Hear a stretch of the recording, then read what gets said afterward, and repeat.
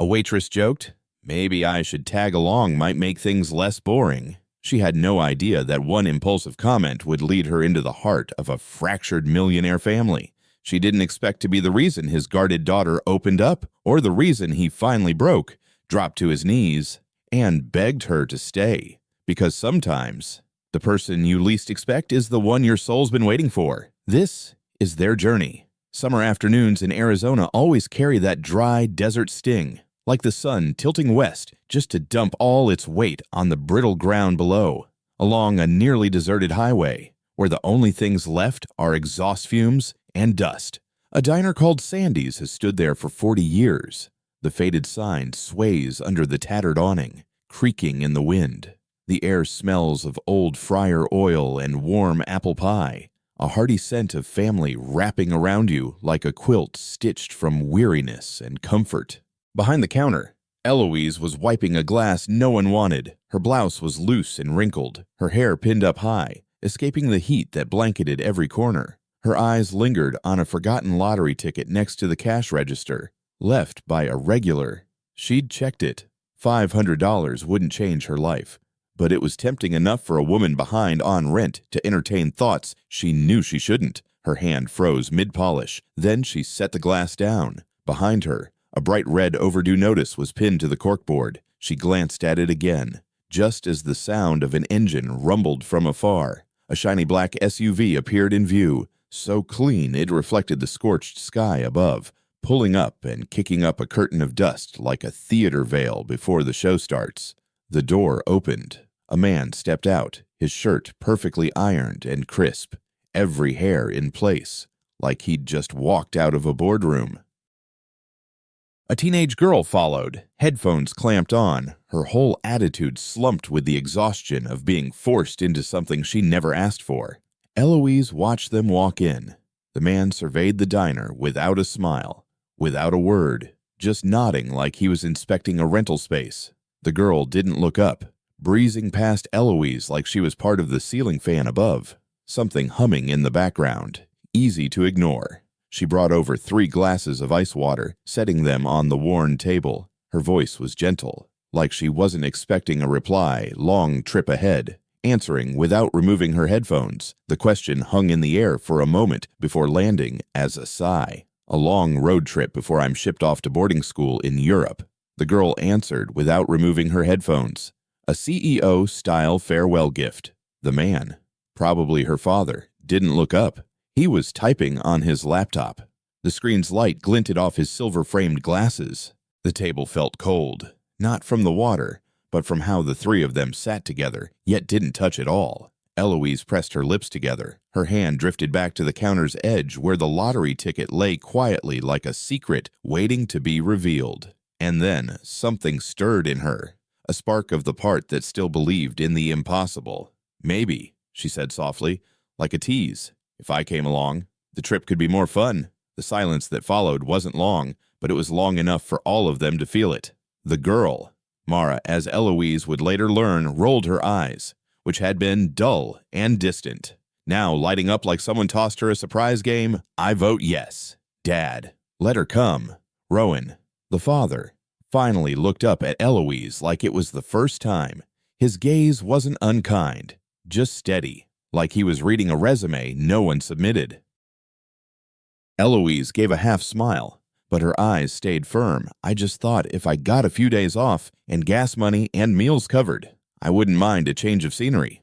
Who knows? It might even change my luck. He didn't answer right away, his eyes narrowing, his mouth tightening like a man weighing a strange deal. But Mara didn't wait. Please, Dad, no one could survive 7 days with just you behind the wheel. The truth rarely comes at the right time, and this came from a 14-year-old. Rowan exhaled, not in agreement but in resignation, like a man who knew he'd just stepped off the path he'd carefully mapped. This trip isn't a sightseeing tour, he said steadily, still looking at Eloise. Of course, she replied, but sometimes the right stranger at the right time can change the whole journey. Her words drifted out lightly, like the faint scent of apple pie in the corner. No one said anything more. The black SUV rolled back onto the highway, dust swirling behind like a long question mark tail. Inside, Light pop music played from the speakers, coming from the back seat. Laughter rang out, unmistakably Mara's. In the rear-view mirror, Rowan caught a glimpse of Eloise leaning against the window, her hair catching the wind. A smile spread on her lips. He didn't know what it meant. Maybe nothing, or maybe everything. For the first time in years, he wasn't sure if he'd made the right decision or a beautifully wrong, reckless one. Unlike the rare laughter from the night before, a sound as delicate as wind brushing a heart just out of an emotional drought. The next morning started in silence. The black SUV sped down the road, a stark contrast to its polished exterior. Inside, the three of them sat in their own private bubbles, talking little, sharing even less. New Mexico's harsh sunlight glared through the windshield. Dry grassland stretched endlessly on both sides, slowly giving way to scarlet hills and rising trails. Dusty. No billboards, no lit-up streets, just a ribbon of road unfurling under a pale, cloudy sky. Clearly not following, Eloise sat in the passenger seat, gazing out the window. She wasn't bothering with the map anymore. This journey clearly wasn't following Google directions, but something unnamed. A silence, a glance, a spark among strangers. Rowan remained at the wheel, adjusting the AC with the precise indifference of a man who does most things on autopilot. And Mara, the girl who'd laughed so freely the night before, was quiet again, her headphones now dangling around her neck, her eyes distant but not at peace. By late morning, Rowan turned into a small town that barely qualified on the map. An old ethnographic museum appeared, its faded wooden sign hanging crooked, full of native memories, forgotten voices. He pulled over without explanation, without invitation, just unbuckled and gestured. Mara groaned loud enough to be heard from the back seat. Seriously, another museum? Rowan stood straight, his voice still that polished tone for a million presentations. Understanding history helps you know where you are, or where you want to escape from. Mara mumbled. Eloise followed at a gentle distance. She was learning to not intrude but stay close enough to catch the undercurrents, the unspoken things humming between the lines. The ice inside that car hadn't melted yet. It was just starting to crack. The museum smelled of old wood and damp paper. Yellowed lights cast a soft glow. Shadows on the dusty display cases where forgotten stories lay like silent bones. Rowan dove right in, leading an unguided tour. No one asking. His voice was calm and measured, yet it felt like he was speaking to himself more than anyone. Mara drifted from the artifacts, heading toward a hallway of portraits. Native faces painted with formal strokes stared back at her with unknowable eyes. Then she turned, her voice cutting through her father's monologue like a stone skipping on still water. Have you ever thought that maybe I just want ice cream? No more lectures, no more fixing me. Just ice cream, music, and quiet. Rowan's eyebrows furrowed defensively, like anything off-script was an attack. He opened his mouth, maybe to explain, maybe to object. But Eloise spoke first, her voice light as a feather, like she was quoting from a poem. Sometimes the future just needs a scoop of ice cream, and the gas station next door does it pretty well. That afternoon's argument, no one laughed, but no one argued either. That afternoon, for the first time, Rowan let Eloise pick the next stop. She pointed to a dirt road turning left, leading to a hidden lake in a quiet valley, its surface flat and impossibly blue, rippling only where the wind touched. No people, no phone signal, no inbox. Just the sky and earth and silence wide enough to hold it all. Eloise found a smooth stone and skipped it across the lake 5 times. Mara tried 3, then 4, then 5, yelling with joy before collapsing on the grass, pulling off her headphones and turning to Eloise. When I was 5, I almost burned down our kitchen. I put soap in the microwave. Dad called the fire department, and I just cried because our cat choked on the smoke. Eloise laughed, hugging her knees as she sat beside her. They played a game of sharing childhood confessions. One story each turn. The weirder, the better. Mara told about sneaking her cat into her backpack for school. Eloise recalled sneaking out at midnight to watch a meteor shower. They laughed until they couldn't breathe, not realizing that with each story, each laugh echoing back, a wall around them crumbled, and Rowan stood a few steps away, hands in his pockets, watching something unnamed stir inside him, slipping into corners he'd kept locked for years. He didn't move, didn't step closer, but this time he didn't try to explain anything. Mara just wanted ice cream. He thought, I thought a museum would help her grow. If you were Mara, would you stay silent or say what you really needed to say to me? In the comments below. That afternoon by the serene blue lake, Rowan was quieter than any day before. Maybe not, because for the first time, he was finally learning to listen. That morning, they continued in the SUV, rolling under the blazing sun. The tires stirred up dust as before, but inside, something had changed. Mara wasn't burying herself in her headphones as a silent protest anymore. She leaned toward the window, occasionally pointing out odd signs or roadside relics.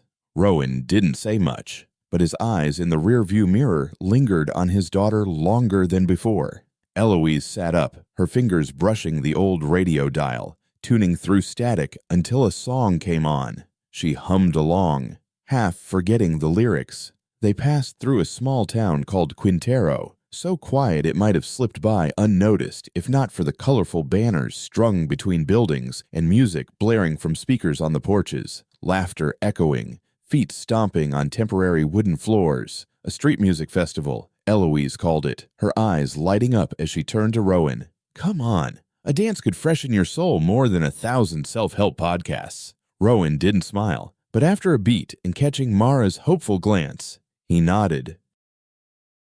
For the first time since the trip started, the journey paused. The town, like a still frame in an old film, suddenly brought alive with new colors. Kids dashed between stalls, adults swayed to country tunes, and an old man strummed a guitar under a sagging awning. No one noticed the SUV parked to the side, and, strangely, that anonymity was exactly the break they didn't know they needed. Mara was the first to vanish into the crowd, grabbing Eloise's hand and pulling her forward without asking. They danced clumsily, unrehearsed, a bit offbeat, but totally real. Mara spun under the late afternoon amber light, her hair catching the sun, her face opening up and singing out, shedding the tough shell she'd been carrying.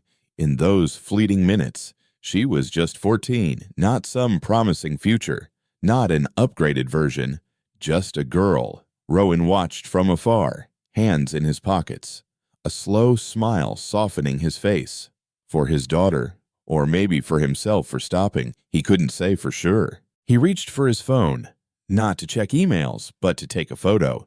Then it buzzed with a message from his assistant, investors in London urgently requesting a call. He stepped away, ducking behind a coffee shop wall, put on his earpiece, and joined the meeting.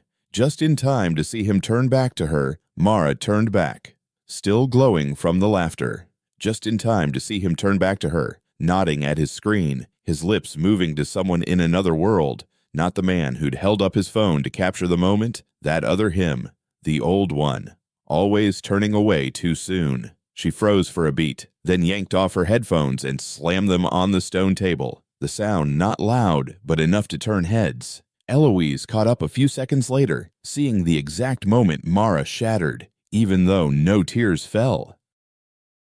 She didn't call out, didn't push, just followed the girl down a narrow alley behind the church, into a shade where moss crawled up the brick walls and bare trees stretched their branches to a colorless sky. Mara sat, arms wrapped tightly around her knees, silent not because there was nothing to say, but because if she did, everything might break. Eloise sat too, not close enough to crowd, but near enough for Mara to feel her there.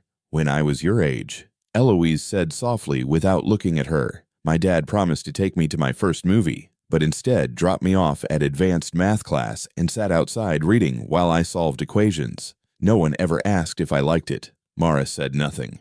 For years, I wondered if anyone ever just wanted to play with me. Not fix me. Just play.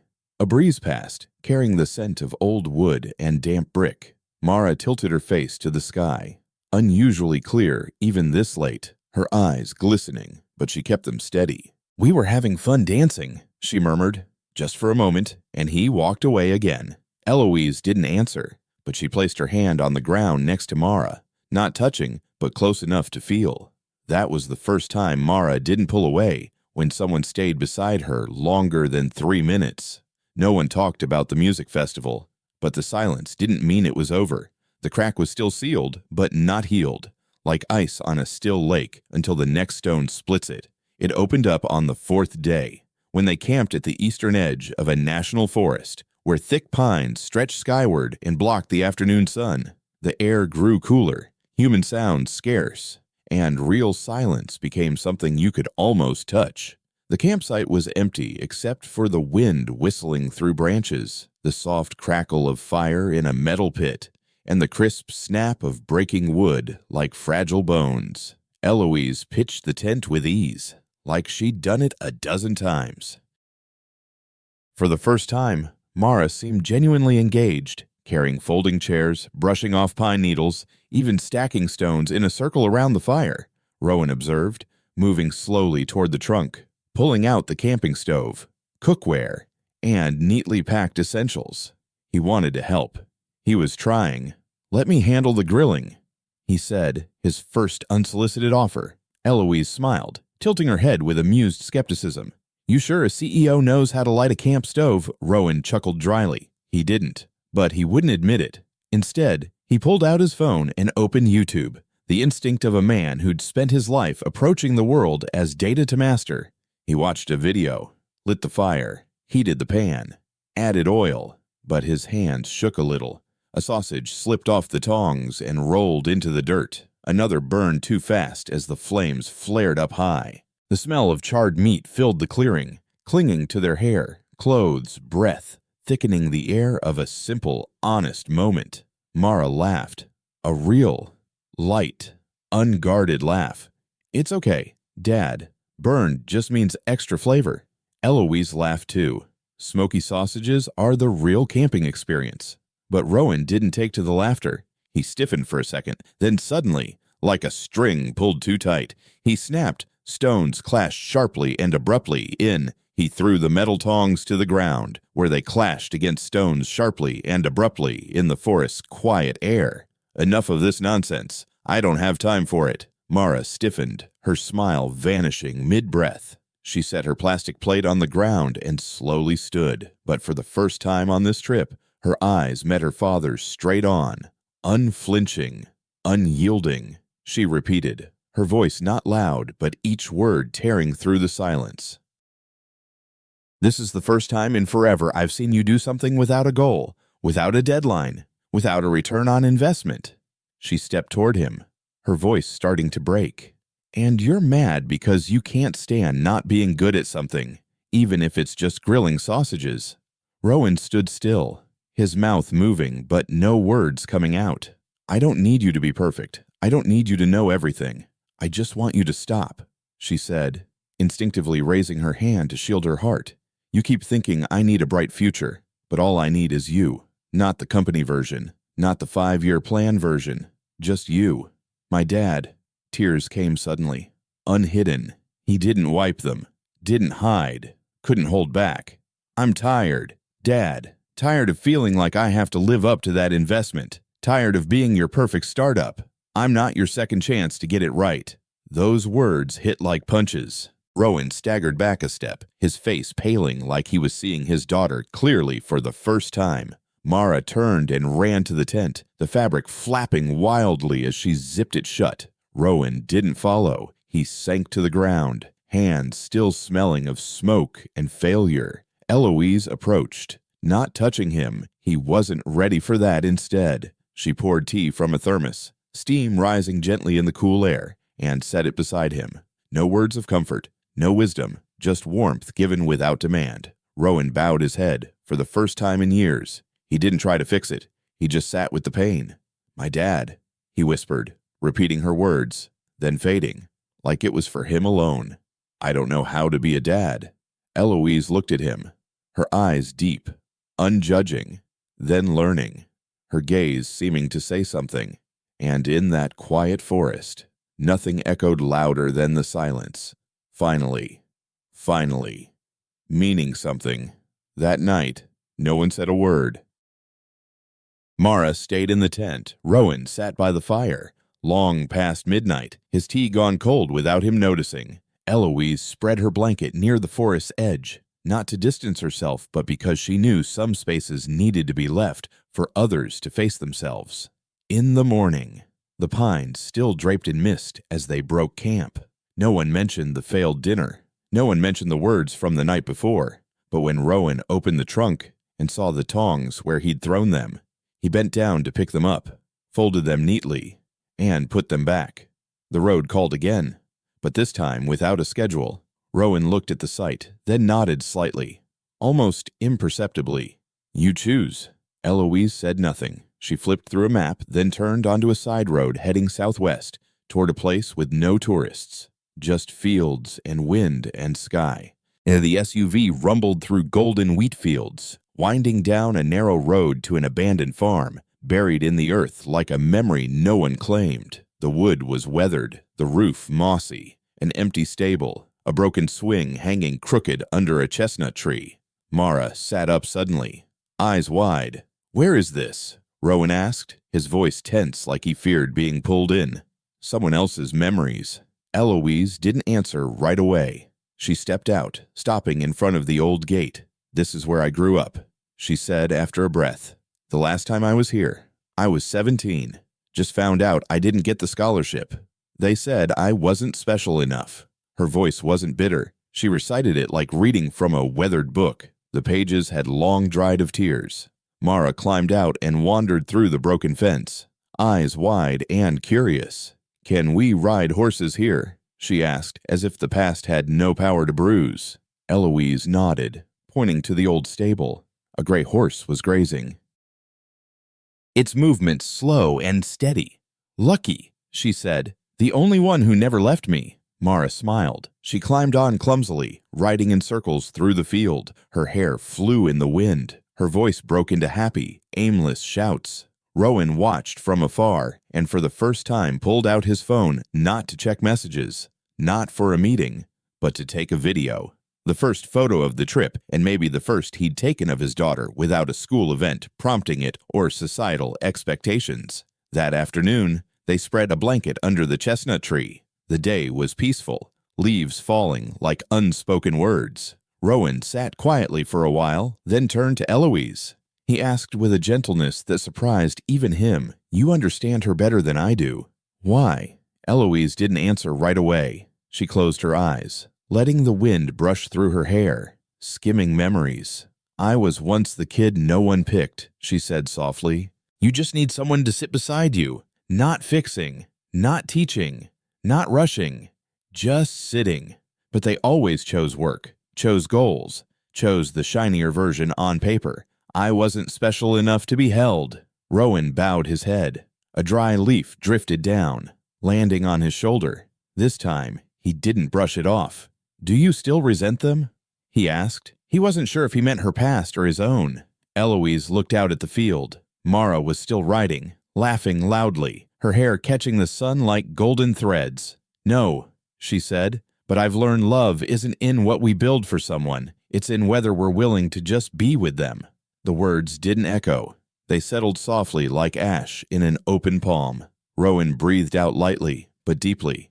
Then, for the first time, he let his back fully rest against the ground, lying on the grass, eyes on the sky, and the clouds drifting by as if pausing just once, like they were waiting for someone who just learned the first lesson of love.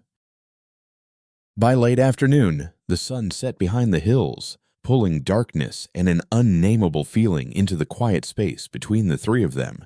Eloise stepped out of the room before the last light faded. She wore a denim jacket, hair twisted into a loose bun, sneakers caked in dirt. In her hand was a small silver suitcase, corners dented. No one could say she looked rushed, but everything about her was quicker than usual. No lingering, no backward glance, no goodbyes. She didn't want to cry. Not here, not where the two of them had touched the softest part of her and made her want to stay. As she wheeled the suitcase down the wooden hallway, the soft clatter of its wheels echoed, the sound like a heart trying to convince itself that leaving was right. In the room, the note she'd left lay askew on the table, her handwriting neat and precise. "Thanks for letting me be part of something beautiful. E. Rowan saw the note first, then the empty space where the suitcase had been. He could hardly breathe from the nothing and dashed out to the dusky parking lot. Eloise was just opening the trunk when Mara rushed toward her, not walking, but running full tilt, like slowing down for even a second might mean losing something forever. "Wait, please." Her voice melted the chill in the air. Eloise turned. She meant to smile, a practiced, half reassuring, half protective one. But Mara crashed into her arms, wrapping around her waist, face buried in her stomach like a frightened child. "Don't go," she whispered, her voice tight but not breaking. "You can't go. You're not like the others. You're the one who really sees me for real." This closeness, this love, Eloise froze completely. Like this closeness, this love could tear her in two. "What do I do with everything we've just built if you leave?" Mara stepped back, looking up. "Who'll remember I laughed? Who'll remind me of who I've become?" "My dad. He's trying.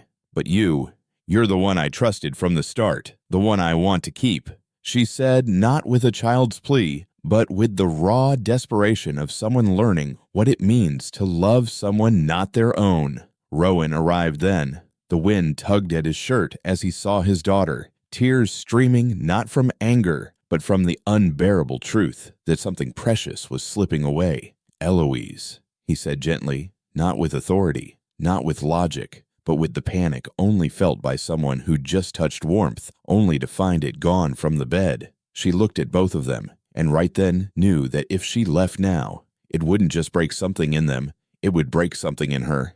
Rowan stepped closer. This time he said nothing. He just extended his hand, palm open, steady, the most genuine offer he'd ever made without conditions, without contracts. "Please don't go," he whispered. For the first time, he was asking for something that gave him nothing but the chance to be near someone real. For a second, then another. The wind paused. Eloise took Mara's hand, then turned and placed her other in Rowan's. "Okay," she said, but she looked into his eyes, unwavering. No Zoom calls, no empty promises. "And next time, don't leave without saying goodbye." Mara nodded quickly, face wet. Rowan nodded once, slowly and surely. Through all three, not to chill, and for the first time the evening wind blew through all three, not to chill, but to fill. The next morning didn't start with sunshine, but with a pale eggshell sky. Clouds drifted overhead, unhurried, like they weren't sure whether to move on. Eloise woke first. Next to her, Mara's breathing was even, low and deep like the early wind. Rowan had been outside all night, sitting on the motel porch, dark circles under his eyes, but no sign of exhaustion. Some sleepless nights don't wear you out. They remind you of who you were. Where will we go? Rowan drives, but for the first time, when the three of them hit the road, no one asked where they were going. Rowan drives, but for the first time he wasn't checking the GPS, tracking their ETA, or glancing at his emails. The car hummed toward the airport. Occasionally, Mara looked out the window. Eloise rested, eyes closed. In the rearview mirror, Rowan saw something rare, a wholeness in the calm, not distant, just quiet. Then, without warning, he jerked the wheel abruptly onto a narrow side road. Tall grass grew wildly. "Did we just get lost?" Mara jolted and asked. Rowan didn't answer right away. His mouth curved into a real, quiet smile. "No," he said. "I'm choosing." They arrived at an unnamed beach. No signs, no shops, no other souls. Just wind, sand, and the ocean lazily rolling like it had just woken from a long dream. Rowan didn't wait. He stepped out of the car, kicked off his shoes, rolled up his pants. Mara and Eloise stared, stunned. He walked straight into the water, feet sinking into the cold, wet sand. He winced at the shock, but didn't stop. Then he raised his arms slightly, yelling not in pain, but like someone shedding a suit they'd been trapped in for 20 years. He laughed out loud and came alive. Mara ran over, pulling Eloise along, and all of them laughed, not because it was silly, but because the impossible had happened. The man who couldn't grill sausages was now waist-deep in the ocean, soaked and howling with joy. When the cold finally numbed his legs, Rowan climbed back to the beach. Drenched and liberated, he went to the trunk and pulled out the old guitar Eloise had given him at the farm. the one he thought he'd forgotten how to play. He sat on a blanket under a tree and strummed a few hesitant notes. His fingers were clumsy, the chords imperfect, but the rhythm was steady, like a heart learning to beat again. The shaky song rose, "You are my sunshine, my only sunshine." Mara sank down beside him, her face pale from the water but her lips moving along. She didn't cry, didn't speak, just curled up next to her dad like a kitten finding the scent of home in a noisy world. Eloise sat nearby, saying nothing. She raised her phone and snapped a photo, not to keep the image but to hold the belief. Then she gently set it down on the sand and watched them. Her throat tightened with something too full to put into words. When the song ended, Rowan bowed his head. "I don't know any others," he said. Mara looked up, eyes clear but firm. "You don't need to," she whispered. "I just want you to sing with me." Rowan nodded, then for the first time he didn't lead. He just listened quietly, not fixing, not guiding. And Mara sang off-key, breath unsteady, choked up. But it was the sweetest lullaby he'd ever heard. The airport that morning was strangely quiet.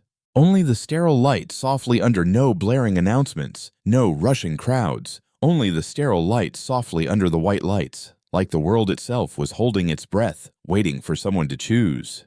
The digital board flashed coldly in blue. Flight to Geneva, final call in 30 minutes. Mara rolled her suitcase. Its wheels whispered on the shiny floor. Eloise walked on one side, Rowan on the other. With each step toward security, something fell behind them. Rowan's eyes by the campfire, his voice by the sea. Eloise's laughter as cold water splashed their feet. But other things stayed. The pressure of scholarships, the weight of a mother's expectations. The silence as childhood slipped away untouched by the right hug. At the gate, Mara stopped. No one told her to. She just stood there, looking. The line slowly drifted into the distance. Her dad said softly, "Do you remember the drawing you made as a kid?" Rowan nodded, eyes fixed on her face like he was trying to learn a language he just realized he didn't speak. "You drew our family as a car." He said, "You said as long as we're in it, anywhere is home." His voice trembled. Eloise didn't speak, but she stopped breathing. Mara didn't step forward. She set her suitcase down like someone dropping a burden. Her eyes didn't blur. They shone with something rarer, the light of someone finally choosing for themselves. "I don't want to go to Geneva, not because I'm scared or weak," she said clearly, "but because for the first time in my life, I don't have to leave to be seen by someone behind me, someone else checking their watch, but no one pushing the world to pause just for a second so a 14-year-old girl can reclaim her place in it." Rowan bowed his head, the paper ticket shaking in his hand, the ticket he thought would start her future, now heavy as just paper. Then he said gently, "Let's go home." Mara shook her head, eyes sparkling, not with tears, but with something wilder. "No, let's keep going, just not on any plan." Eloise laughed, and for the first time, it sounded a little scared, like love this big demanded more than she'd ever wanted for Rowan. Turning to her, he asked, "Will you come along, even if we don't know where we're headed?" Eloise didn't answer. Instead, she reached into her jacket pocket and pulled out the old lottery ticket, the one worth $500, the one that had once made her wonder if she should cash it in and start over. She tore it in half. The pieces fluttered in the wind like a shed skin. "Now, I will," she said. The SUV left the airport like something finally set free. No GPS, no destination, no curated playlist, just the fan's hum, the tire's steady hum, and the breath of 3 people living a day unplanned. In the rear-view mirror, Rowan looked at Mara dozing, her head on Eloise's shoulder. "Is my sunshine they missed another turn?" Eloise leaned her face toward the window, eyes closed, lips moving to the rhythm of "You are my sunshine. They missed another turn." Rowan muttered under his breath, then laughed. "We're lost," he said. Eloise opened her eyes, not looking back. "Oh, are we lost?" Rowan paused, then said, "No, we're choosing." And in the soft light of dusk, the car veered off the highway onto a road with no signs, where no one knew what waited ahead, but they were sure they'd face it together. What this story reminds us is simple but profound sometimes. A quiet act of kindness can ripple through someone's entire life. We see how genuine care, patience, and a willingness to understand can break down the hardest walls, even in those who seem unreachable. The journey wasn't easy for our main character, but their courage to show up, to stay, and to listen made all the difference. If this story touched your heart, consider standing behind our main character. Leave a comment with your encouragement. Share what moment moved you most, and tell us what would you do in their place. Maybe it's time they took the next step toward healing, or maybe there's something they still need to let go of. What would you suggest? And if you believe in stories that heal, inspire, and reconnect us to what matters, don't forget to subscribe to Touching Tales Hub. There's a new story waiting to reach your heart, just around the corner. Let's keep these human moments alive, together.